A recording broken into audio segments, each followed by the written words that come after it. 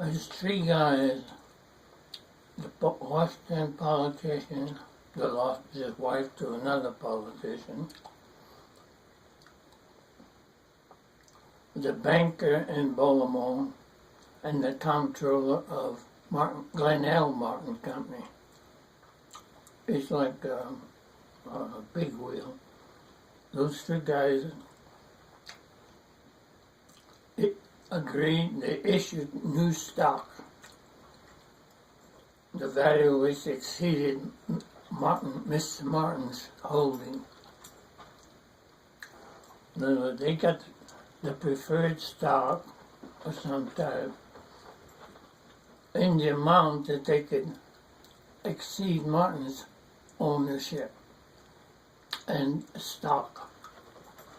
So they control the company from then on. Hey. He's just a buddy of mine. He wants in.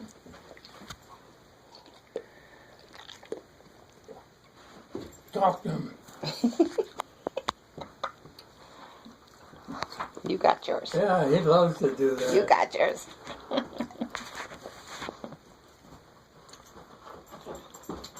So you're saying that after they controlled the company, then they ousted him? Are you saying that when they got control of his company, they ousted him? Oh yeah, automatically. What he did was give a lot of money to the University of Maryland. Yeah. I think they built a wind tunnel. Expensive. And he was very, had no children. And he was very generous with his money. Yeah. But they ousted him, in plain English, by buying his stock or getting control of the company through the stock ownership. Yeah, the percentages. That they issued. Yeah, okay. It was just a smart move on their part.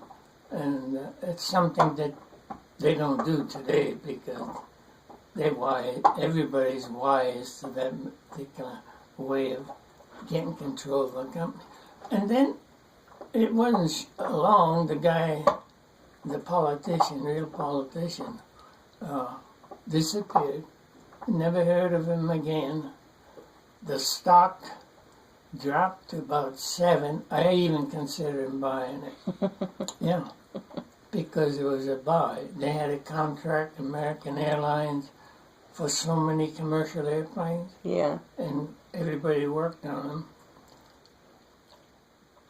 Yeah, that's a sad story. They introduced a new material that was stronger and lighter. And we hopped on it and used it in the design of this particular commercial jobbie. And we actually flew from Miami to the island in one of those planes. Well, anyway, the stock went down to 7, I believe. And that was a good buy because they had the contract with American Airlines. And American Airlines got the airplanes pretty cheap. And they flew them. They bought about a dozen of them. No more than that. But it was enough to keep the company afloat. I don't know all that business. But then that material, during a storm, electrical storm, Bliskavica, one of the airplanes crashed. The wing came off. And it was all written up in the papers, stocks dropped and all that stuff. Well, the one guy, I don't know what his job was, but anyway, he went through the 3rd floor where the engineers were carrying this big piece of metal. And of course I went right up there to look at it. And it was very corrosive. In other words, the metal was like reddish brown. It was all corrosion. The the metal corroded so badly that it ate through it and reduced the strength and so on, and that's why in a storm you get gusts of wind Oh, yeah. up and down and all that. And that's what broke. The wing came off because of this corrosion problem. Mm-hmm. Nobody thought about the corrosion problem. The company that made aluminum Company of America, and the engineers never considered corrosion. So the material was aluminum that you had used for the plane? Was the material aluminum that you had used for the plane? We used aluminum. Oh. And that particular, what they call it, 75 ST. Yeah. But corrosion ate through the material. In other words, like all corrosion, it eats the material. Mm-hmm. There's a reaction there. So was there a trial on that? Trial? Oh yeah. But you know, big business, big money. It's squelched. Oh, yeah. But yeah, they paid off the people. It wasn't the company's fault. Yeah. After all, they used the latest material assured by the aluminum company, the guaranteed strength and all that, For the lightness. except for corrosion. Yeah.